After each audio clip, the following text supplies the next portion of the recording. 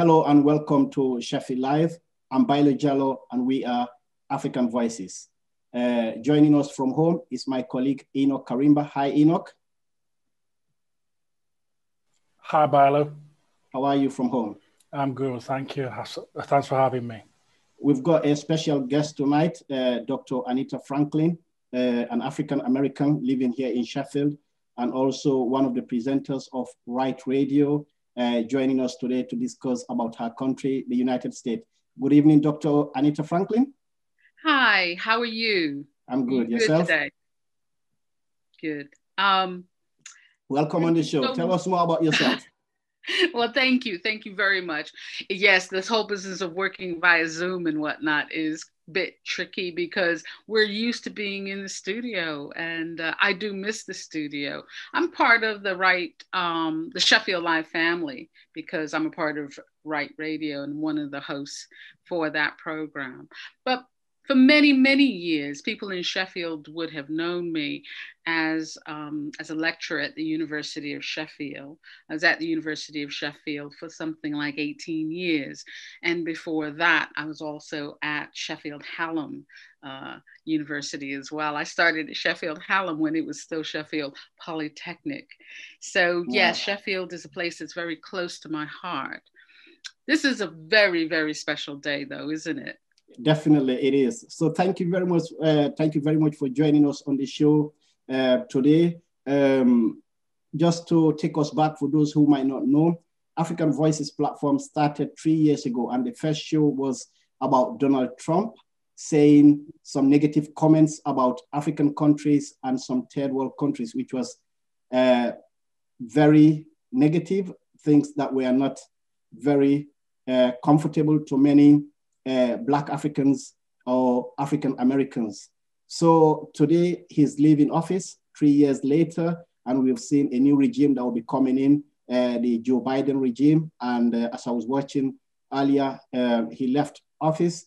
So before we get into what a Joe Biden regime will be like, or what happened during the Trump regime in the last 4 years, or what he said about Africa or third world countries, I just want to get an overview of your reaction about the inauguration of Joe Biden, that special day today in America, but a day that things are really, really different, a day that when you've got a pandemic, a day that you've got hundreds, thousands of Americans that have lost their lives as a result of this pandemic, and a day where you would expect many thousands of Americans to be at the Capitol Hill jubilating, but for some reason today they are not there.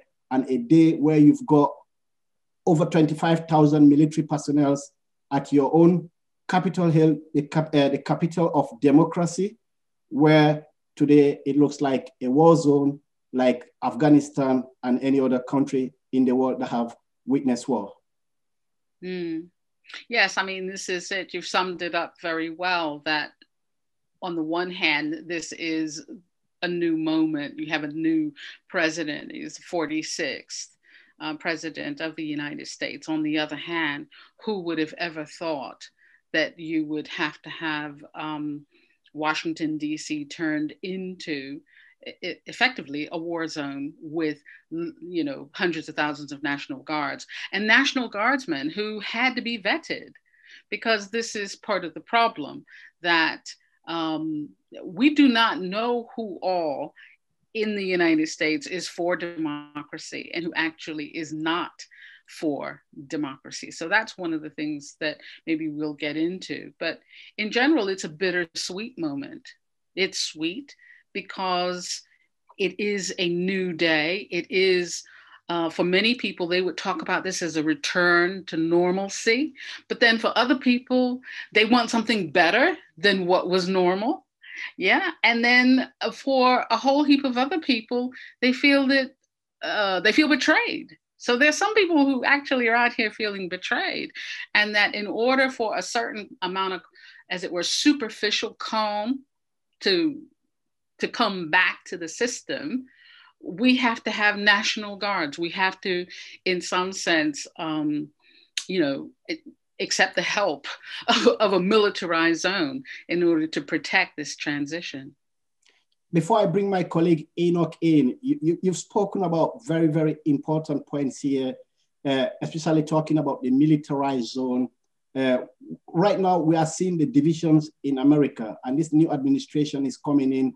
Whether you say it or not, it's going to face huge challenges. And one of those challenges, the fact that over 70 million people voted for Donald Trump, the outgoing president. And talking of what happened 2 weeks ago at the Capitol Hill, where you had protesters invading the Capitol Hill and military personnel being brought to the Capitol Hill in order to protect the ceremony that will be happening today, when it is meant to be a time of jubilation, usually or traditionally. It's meant to be a time of jubilation, handing of power from one president to another. But today, that's totally different. We've seen the traditional, it's been taken away. Firstly, Donald Trump has already said he will not appear at the inauguration, and we've seen that he's already left the Capitol Hill for the St. Andrews base. He's, that's one thing. Secondly, the pandemic. And thirdly, the fact that despite nobody is going to be present at the, not nobody, but the public is not going to be present at the Capitol Hill for this inauguration, but you've got so many military personnel there in order to protect what is going to be happening there, in order to secure the ceremony. What does this mean for America, and what does this mean for Americans?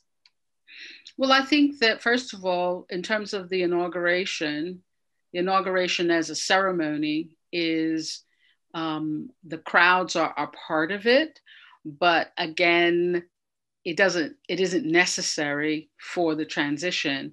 What is really important in terms of the inauguration is the business of the Chief Justice of the Supreme Court swearing in Joe Biden, and Joe Biden taking the oath of office. And that is something that is going to be witnessed by various dignitaries, but also it's going to be online. So things are going to be seen and going to be streamed online. So on the one hand, we don't have the huge kinds of parades that we're used to on Pennsylvania Avenue and what have you, those kinds of parades in the National Mall. But on the other hand, with the help of the technology and what have you, there will be, as it were, a virtual parade of America, where there are particular things going on in different states around the country. So people have, I think, tried to think this through in terms of making sure that there is a kind of sense of the people coming together. So that's one thing that's going on. Another thing that's going on is that the business of the military securing the area and what have you is important, because there are ongoing investigations based on what happened with the insurrection. The information that's coming out from that insurrection suggests that there are going to be attempts to assassinate Joe Biden. So this is, again, it's coming out in real time that there are groups, there are individuals, around, and so you have to take those kinds of threats seriously. And that's what's happening here. We are having a situation where we have to take it seriously about these various plots and conspiracies. Some of these things are false flags. Some of these things are deadly, serious, and real. And so that's a part of what is going on right now. What we had with Trump, we had a president who, unlike anyone else, dog whistled and protected the militia, protected various anti-federal groups, most of whom are white supremacists in their ideology. And he had a way of communicating with them.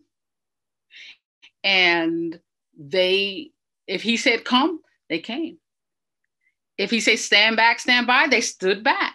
They stood by. So part of what we're dealing with here is understanding the particular charisma of Trump and the way in which he was able to help these people feel a part of something. These folk, of course, predate Trump, and these feelings, this ideology predates Trump. But Trump and his administration took the covers off of what is actually at the bedrock of American society. And at the bedrock of American society, we have the pain of Native Americans who were genocided and who had their land stolen. And then we have the pain of slavery, of African Americans being sold into slavery over and over and over again in what became the United States, what was first British colonies, but which then was the US in 1776. It became no longer a colony. And during its time of being a young country, slavery was at the bedrock of how it grew. Okay? These things have never really been properly dealt with. And so they keep coming up like poison, you know? It's like a stick of rock. You cut through America, and in the middle is still this stuff steaming up through it. Yeah? So I think that that's one of the things to understand about the stop-start progress of African Americans in the United States. Sometimes it looks like there's progress, but actually you scratch through them to the middle, and actually that stripe of original sin is still sitting there. And so, yeah, every generation has to have a new movement. Yeah, so that's one of the things that I think that is important to understand when we start looking at Biden, because I know people are concerned, will Joe Biden be able to do something? Definitely. I just want you to hold on there in terms of Joe Biden. Let me bring my colleague in, Enoch Karimba. Enoch? Yeah, hello. Thank you so much for that, Dr. Anita. I think that's a very good insight in what's happening, and hopefully, you know, something might change due to Biden, you know, being the president. Now, going back to some of the elements that my colleague Baillor spoke about, Trump's regime, we know it was an open book. You know, he never hid anything. You know, he spoke his mind, racist views, insults. You know, everything was always open. And we know it was kind of like a boiling volcanic mountain about to erupt when he came in. So he kind of like took the lead off, as you mentioned. Will Joe Biden unify, you know, the whole America? Is there any elements that people maybe see him as a savior? You know, he's coming to, you know, just basically amend things, you know, try to put things together, feel as though the Americans are getting their America back. You know, that's one thing. But the other thing as well, the African Americans, we know nothing's ever changed really for them. You know, even when Obama was the president, you know, they saw him as the second coming of their savior. Nothing happened. Bill Clinton, the same thing. So I'm just trying to bring all these so-called positive presidents at the time who really never contributed anything. So could it be another, you know, Joe Biden playing within those shoes, you know, for all these, just because nothing really ever happened for African Americans in America, you know, with all these presidencies that's preceded Trump. And I'm just thinking, I think that, yeah, no, it's a very important question, Enoch. And I think that one of the things that I'm always trying to share with people in Britain and elsewhere, because I have been lucky enough to go to visit other places, because they say, why is it things don't change, you know? And one of the reasons that we have to understand is the United States is made up of 50 different states. So the state of California has its own government. The state of New York has its own government. Texas, etc. So one of the main dynamics in the US is the dynamic between state rule and the federal government. So the federal government exists to, in some sense, create a format, but at the same time, the state is actually the main government that shapes your everyday reality. Different states want to have a different relationships with its citizens. So the southern states historically have had relationships with African Americans that have been about African Americans being slaves. And when they weren't slaves, they were sharecroppers. And when they weren't sharecroppers, they were people who you could, within the law, fail to provide services to, fail to allow to vote. So this is the thing that you have to understand, is that in many of the places where African Americans traditionally have lived, these states have had laws which have been oppressive. The civil rights movement, which took place in the 1960s, and which we remember through the figures of people like Martin Luther King, was to try and actually correct that, to correct the fact that certain states were not allowing Black people to do things like go to school in integrated way. So therefore we had to create our own schools. We had to create our own universities. Yeah. But there were certain, for instance, skills. For instance, if you wanted to be an engineer, you would have to go to a particular university, and that university may not let you in. And so that is how, for instance, the state of Mississippi and the state of Alabama, these were places that their universities were not allowing Black people in their courses up until fairly recently. Yeah, so African Americans have not had the guaranteed right to vote. They have not had that except from 1965 onwards. Speaking of that guarantee though, but looking at it right now, yes, indeed, since 1965, nobody can deny that a lot has changed, but still yet, there is still a lot to come or that needs to come. Just last year, we saw the killing of George Floyd at the hands of white police officers, and he's not the only person.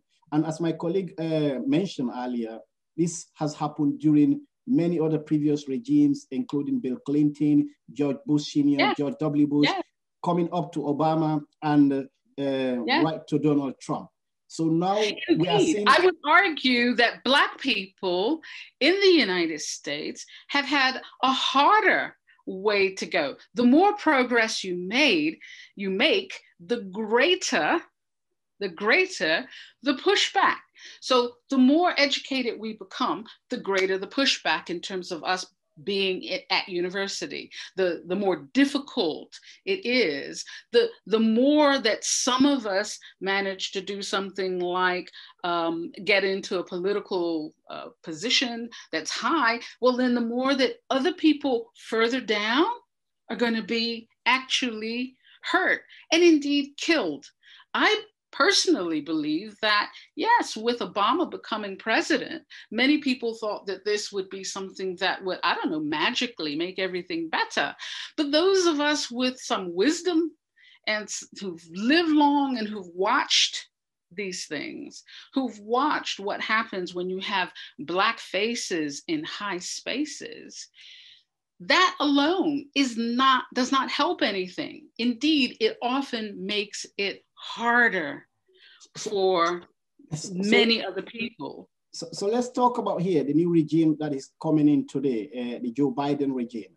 We've seen there will be many orders that Trump did that he will be reversing starting from today, especially that dream scheme where young immigrant children who are in the United States are able to stay, or also adding immigrants into the census, because Donald Trump wanted to stop that so that immigrants, or illegal immigrants as they are called in America, cannot be included in the census. So what do you think a Joe Biden regime or Joe Biden administration will mean for Black people in America? And I say the word Black people, including African Americans and recent immigrants that have emigrated to America, or foreigners. I know that, yes, I understand that. But I do think that you have to understand that structurally, the situation for those two groups is a little bit different, you know? So structurally for me, I don't have to worry about because I've got my passport, I've got a history that goes back to, you know, the late 1700s. And so that is a thing, you know, we can't act like that doesn't matter. But for political purposes, most Black groups do work together. I haven't seen where Black people have been nativist. We're not into that because so many of us are, you know, we have some grandparents who are, you know, probably Haitian, you know, we don't know. We don't play in that kind of pool. But in terms of your question about if we look at Black Lives Matter is very much about Black people, full stop, but also making alliances with groups who are not Black. So for instance, Black Lives Matter has an alliance with Hispanic groups. It has an alliance with Native American groups as well. And these alliances are worked on, you know, they're not automatic. They're worked on, they're built up over time, and trust, and helping one another out, you know, in mutual kinds of ways. What Biden is going to do, from my understanding, is that he's creating pathways so that people who are seen as illegal, and how can you be illegal on stolen land, right? Anyway, but people who are seen that way have a pathway so that there's a possibility of regularizing your status. And this is, again, it's the continuation of something that Obama had tried to put into place. I think that makes a difference, yeah?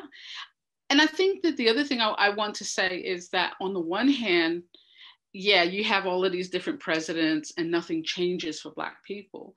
But I would also say that some small things do change. It's true, we never get rid of racism, but certain things become more possible under certain presidents. So under Clinton, certain things became possible that then when Obama came in, another thing became possible. One of the things that is really important for Black people, but also for white people, is healthcare. And the Clinton administration tried to do something around that. And then it got fully formed up in the Obama administration. And I don't know whether you remember, but the Republicans wanted to impeach Obama for the Affordable Care Act. Can you imagine? So it is the fear of poor people having some sort of affordable health insurance is so pressing that it was being talked about as an impeachable offense.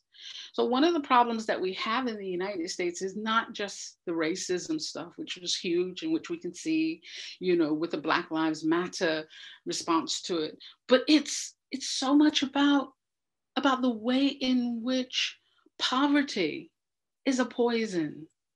And this is a poison which infects Black communities, white communities, Hispanic communities, Asian communities, legal communities, illegal communities. Yeah.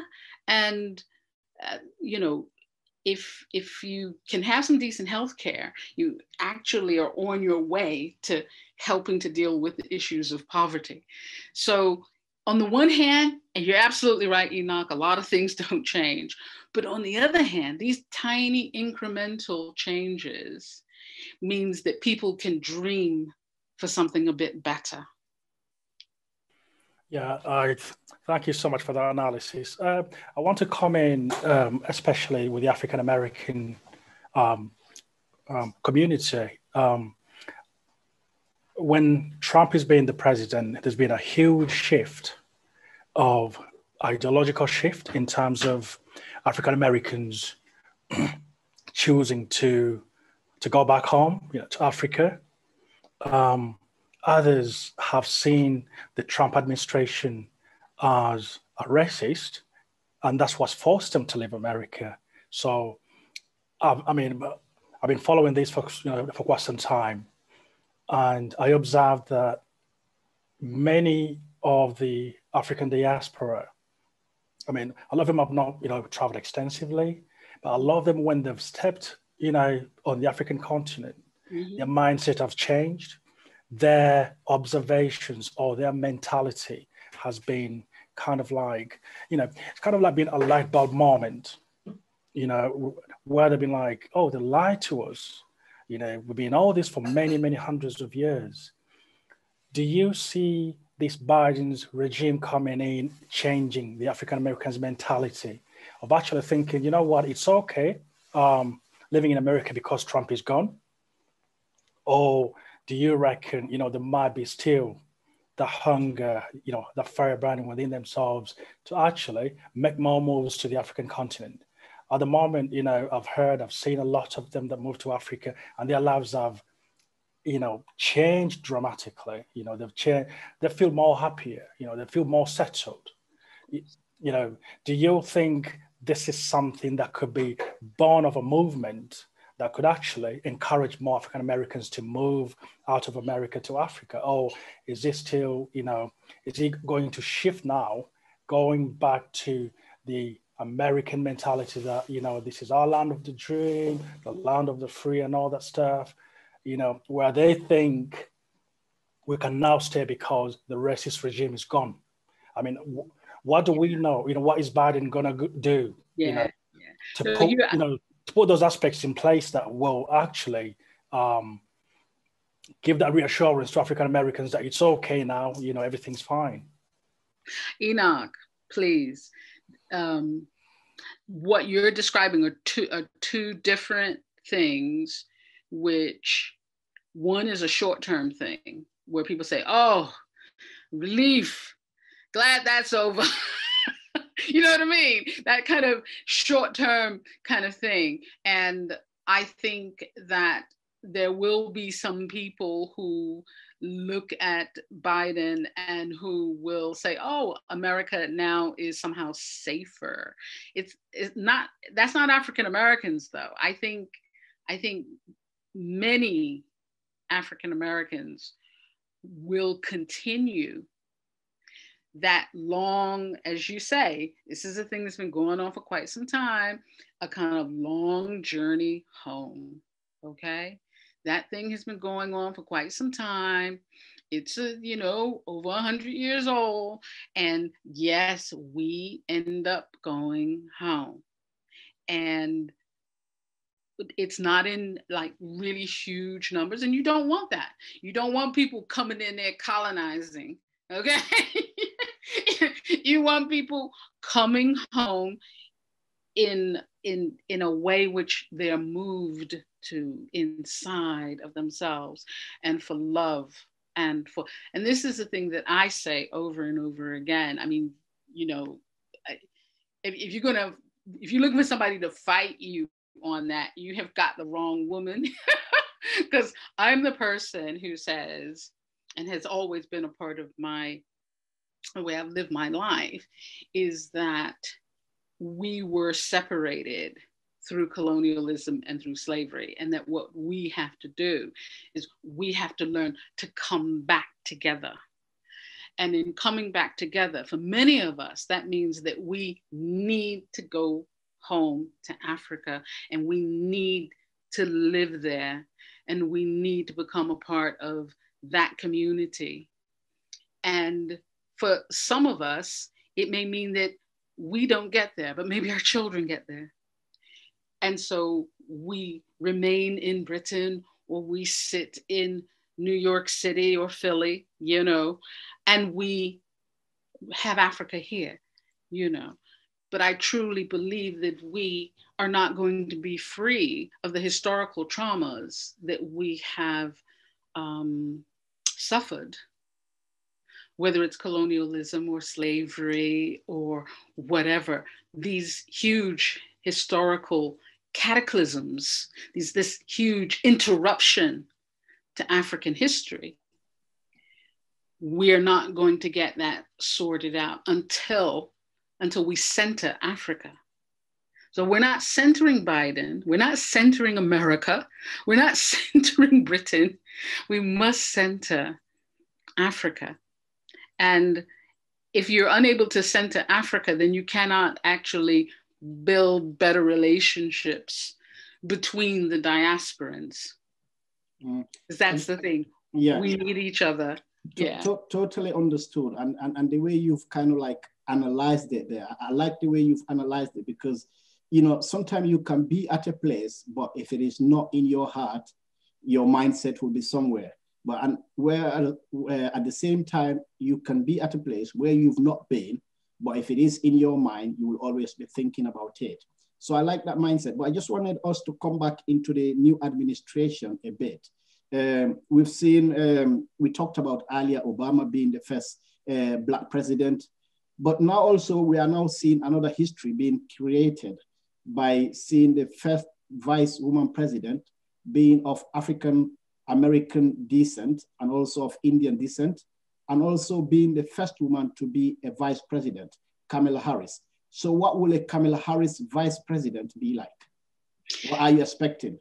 Yes, I think that Kamala Harris is going to be the kind of vice president who is not always in the background. I think she's going to be more at the forefront of things. I mean, for many Americans, whenever we think about presidents, we can always think of the name of the president, but it's like, in terms of the vice president, it's like, who was the vice president? You know, I was talking to someone the other day and I mentioned Spiro Agnew and they went, what? Oh my goodness, I'd forgotten about Spiro Agnew. And it's, you know, it's kind of interesting. But I think that Kamala Harris is going to be one of those people whose name we're going to remember. And I think that that is a deliberate and slightly new way of handling the executive role. I think it's going to be much more, you know, she will be given more responsibilities, etc. I think that he has chosen her because she brings with her a lot of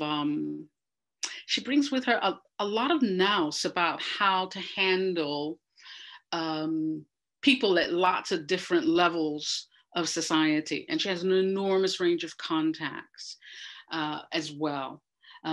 So yes, good luck to her. I think that it is a terrific move. And what I've said to people is welcome America to the 21st century. Because of course, when we look at many African nations, women have been presidents and vice presidents for quite some time.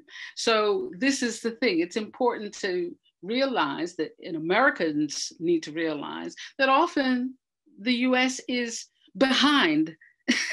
It's always claiming that it's at the forefront of something. And when actually, no, when it comes to many things, it's often behind. And so welcome to the 21st century by having a vice president who is a woman. Yes. Yeah, so indeed, the fact that Kamala Harris, during the nomination of the Democratic candidate, she had a clash with Joe Biden, the race issue. Will you say that kind of like maybe prompted for Joe Biden to say, look, this is the way to bridge things. He will be the right person to point me to the right direction, knowing the fact that with her experience, as you mentioned earlier, and also the fact that during that debate, that heated debate they had about immigration or the race issue in the United States, that is kind of like prompted it to be a factor for him to bring her back into the forefront to say, look, I want us to go along with this, and this is how we're going to do it, and I want you to be on board. Well, I would say that could be a calculated kind of move on the part of Joe Biden, but it is also the case, I think, that she is simply very skilled at argument. You know, she didn't just nail Biden. You know, she is the person who brought Brett Kavanaugh to tears when he was being questioned, you know, for his Supreme Court justice role. So she is just forensically very skilled. She has a very strong mind. I think one of the things that we don't know, because, you know, we're not in the back room where people are making deals, but one of the things to take into account is that the US is one of these places where money is really important. Funders, what funders want to see, what sponsors want to see. And the thing is, at the end of the day, Kamala Harris is someone who is able to pull in a lot of Californian money. That's a very good answer there. Enoch, we don't have much time now. I'm assuming you're wanting to ask maybe your final question before we wrap up. Yeah, I think my final question is really not a question as such, but a comment. Again, we'll come back to Kamala Harris. We know, we've seen, you know, when there's a people of color, you know, within the American administration, there is that sense of hope. I call it hope, but for me, I see it as false hope. Similar to what happened with Obama, you know, the whole world knew, okay, there might be some unification process going on, uniting those broken fragments of the American, in particular, the African community in America. Kamala Harris comes in now in Joe Biden's government. What is she going to do, or what will her biggest achievement be in terms of maybe planting a seed of unity among the African American community? Because there is also some divisions. Those are divisions. I mean, Kamala Harris was not anybody's first choice. And this is because she worked in law enforcement. This is going to be, I think, a really important thing for people to kind of take into account. In the United States, if you want to go into politics, you become a lawyer. So we have lots of lawyers in the United States who then become politicians. Kamala Harris is a lawyer who became a politician. Barack Obama is a lawyer who became a politician. When Barack Obama became a politician, the kind of law he had practiced was civil rights law. He had practiced law in a way which was about protecting the rights of minoritized people. You get me? And it is the same thing with many of our politicians at lower levels. However, over the past 20, 30 years, politicians have come from out of having been prosecutors. And when you are a prosecutor, it means that you're a part of the law enforcement system. And if you're a part of the law enforcement system, it means that you are propping up a system that is often taking away the rights of minoritized people. Some of the issues with Kamala Harris come from the fact that she comes out of that side of things. She was a prosecutor. So there are many people who had a problem because She has not actually worked for the rights of Black people in terms of civil rights and fighting the state. Has been a part of the state. Mm. And these are the things that we need to understand, is that when we're talking about Black achievement and Black achievers, we always have to kind of say, well, how? How was that achievement? What kind of achievement are we talking about? It's not enough just to be head of something or chief of something or president of something. It's more complicated than that.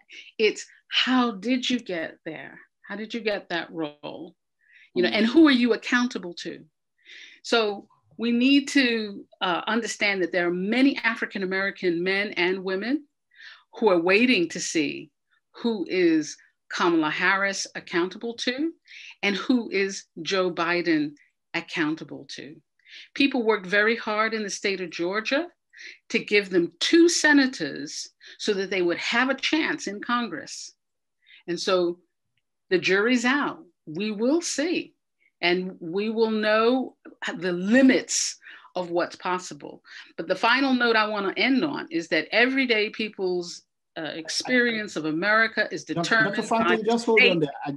I just wanted you to, before we wrap up, because we've got about 5 minutes left, I just want you within this 5 minutes for you to summarize what a Joe Biden regime will mean for the international community as well. We've seen the last 4 years, the Trump regime has kind of has isolated America in a way by saying America first, by avoiding or pulling out in so many international treaties, like the climate treaty in Paris, and also negotiating with allies that were considered to be enemies to the United States, where the Western allies like the United Kingdom and other European allies, they were always kind of challenges or some sort of confrontation, especially like NATO as well. So I'm just wondering, what will a Joe Biden administration be in the next 4 years in terms of to the international world, be it Europe, be it Africa, or other places in Asia, where we've seen as well a new, one of the new comeback that Joe Biden has done is to cancel the ban on all majority Muslim nations from traveling to the United States. So he's already reversed on that. Yes, yes. So one of the things I think that the international community is looking forward to is the fact that the United States will resume something which seems normal, in the sense that NATO will become important again, and looking at NATO as a source of important allyship. Trump has spent a lot of time kicking NATO and kicking the members of NATO, appalling treatment of world leaders at various kinds of summits. You won't have that kind of thing with Joe Biden. You will have someone who is very careful and very slow, in the sense that he's going to take his time. There are particular things that he's going to immediately do. So one of the things is the climate accords, the Paris climate accords, that's immediately done. The sort of flights, this kind of Muslim bans and all of this kind of thing, that stuff is done. The stuff about Iran and those sanctions and what have you, that stuff, lots of executive orders are going to be reversing these things right away within the next 10 days even, you know. So there'll be this flurry of executive activity that way. I think that you will not see Joe Biden getting on a plane though right away to go and visit people, because I think that he's one of these people who allows his diplomats to lay the foundation. He is also a person who likes to collect information more. You know, again, when we're dealing with the whole Trump thing, we were dealing with someone who didn't care for intelligence briefings. He didn't read reports. Yeah. So things are going to be very different with Biden, who is much more reasoned, takes his time more, trusts the people around him more, and will be looking for America to, I think he understands that America needs to lick its wounds. Yeah. So I think get ready for that kind of, in a sense, kinder, gentler kind of face in relation to America. I think that the Biden regime is going to be cool in terms of American forays into, conflicts and things like that. It's going to be very cool. Doesn't want to get involved in these sorts of things. But at the same time, it's not likely to be a pushover either. So because it's very clear from the Trump regime that there are particular governments who are very hostile to the US and who've been actively working to increase enmity within the US. So okay, Dr. Franklin, thank you very much for your time. You're welcome. You're welcome. Due to time, thank you very much. Due to time, we'll have to leave it there. Thank you very much. But your comments and your analysis are very, very insightful, and we really, really appreciate for joining us on African Voices platform. And to you also, our viewers, this show was presented by myself, Baillor Jalloh, and our guest was Dr. Anita Franklin, a former lecturer at the University of Sheffield, and also a Right Radio presenter here at Sheffield Live, and also an African American, of course, living here in Sheffield. And joining us from home was my colleague Enoch Karimba. Until next week, that was African Voices platform, and thank you and have a very good evening.